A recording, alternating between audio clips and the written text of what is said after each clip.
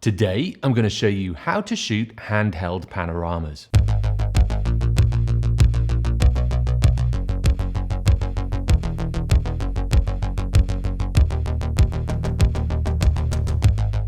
Even though most cameras have a panorama function, it's better to shoot them manually.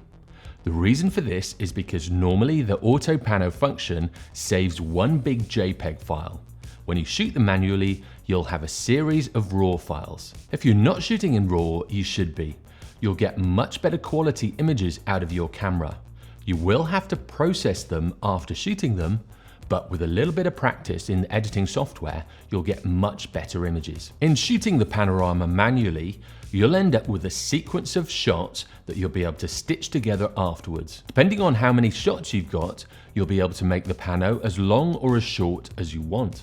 You can stitch panoramas together in this way with pretty much any focal length, but I've found it works best when you shoot between a 24mm and say an 85mm. They're straightforward to shoot, and as long as there are no moving parts in your landscape, and if there's enough light to shoot handheld, you won't have a problem. To shoot handheld panoramas, I'd normally have my aperture around about f8. If the foreground was really close, I'd have that somewhere between f8 and f16. With the shutter speed, I'd keep it to the same number as the focal length, so I'd lessen the likelihood of getting handheld blur. This means if I shoot at 25mm, my shutter speed will be 1/25th of a second or faster. If I shoot at 200mm, my shutter speed will be 1/200th of a second or faster. And then with my ISO, I'd have this as low as possible. So you do need a good amount of light to shoot handheld panoramas. The first thing to do is work out where you want your panorama to start and where you want your panorama to end. Once I've done this, I'll put my camera into manual mode, I'll work out where the brightest part of the panorama will be and make sure I haven't clipped any of my highlights in that area. So if I'm shooting a really wide panorama, I might have a bright section in one part. What I'll do is point my camera at that part and make sure I'm not clipping the highlights. So basically, making sure I'm not overexposing the highlights. If you're not sure how to do this, click on the eye in the corner. This will take you to another of my videos. Now, when you shoot the panorama, you want to keep your feet in one place. I tend to put my feet on the ground and then stay in that one place until I've finished the panorama. The next thing to do is find your focus point.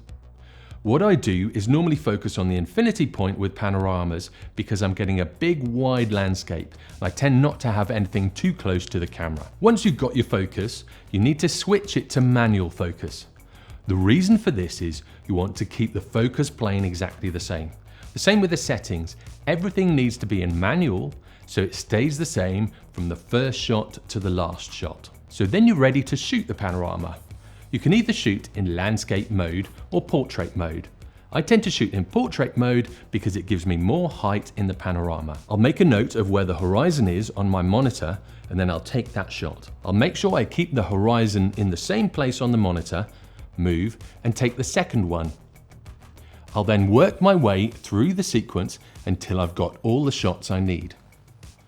The main thing is not to move while you're shooting. So you'll take a photo, move, stop, and then take another photo. I've ruined a few panoramas where I've been in a rush to shoot them. It's either really cold or it's quite rainy, and I've just been rushing through the sequence, and I haven't actually stopped before I took the image. So remember, take the shot, move to the next point, and take the shot again, making sure you've got about 1/4 to 1/2 of an overlap between each image.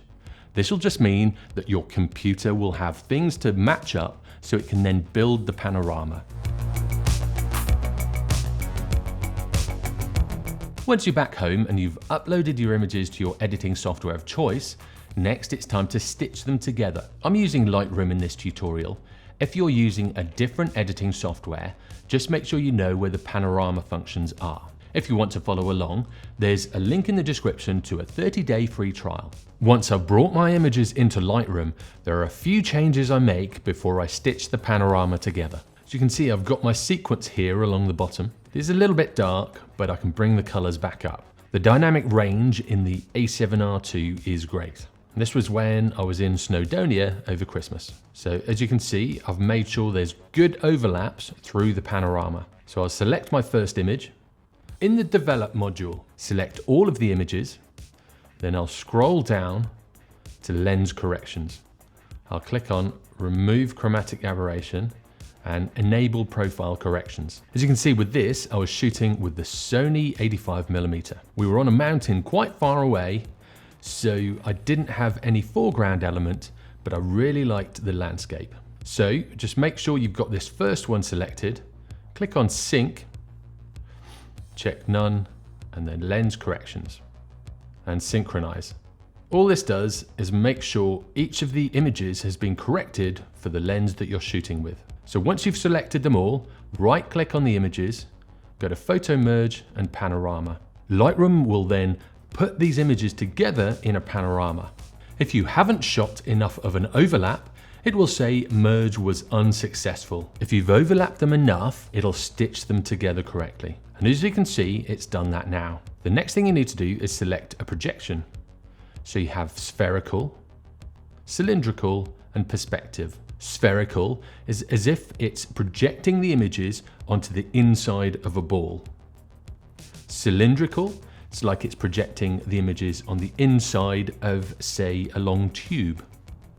And perspective, it just tries to blend and get all the perspectives right. In choosing one of these, it's just down to personal taste. I normally choose cylindrical. Once you've done that, you've got boundary warp.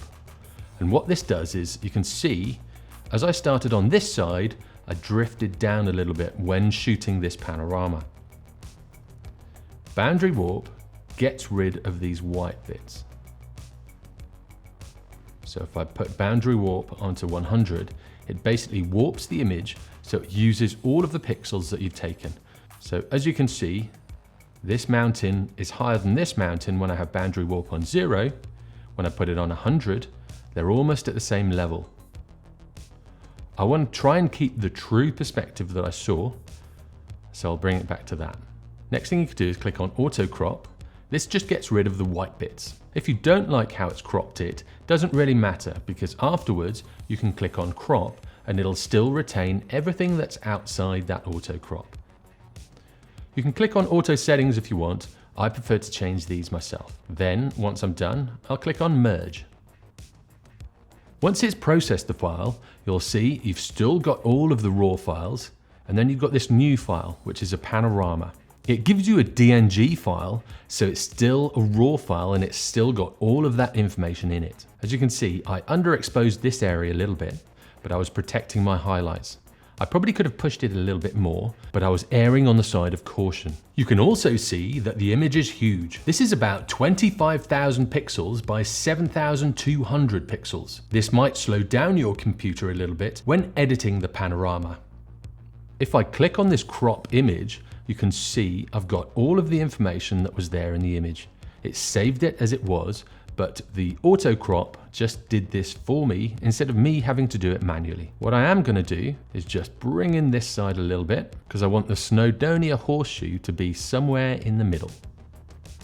The next thing I wanna do is process this image as normal. As a lot of you have asked for it, I am going to be doing a basic editing tutorial soon. Just be patient, it's in the making.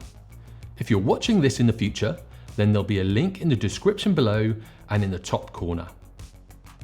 And that's about it. I'll normally shoot quite a few different panoramas when I'm out hiking. Having the ability to shoot them handheld really opens up your options, and it means you can grab a panorama really quickly. So just follow these rules and you'll be able to do the same. If you shoot panoramas in a different way or have any questions about this process, leave a comment below. It'll be great to hear your thoughts. As always, if you like what you see, give me a thumbs up. If you didn't, give me a thumbs down. And for weekly tutorials, hints and tips in photography and videography, subscribe and turn on notifications. I'll see you next time.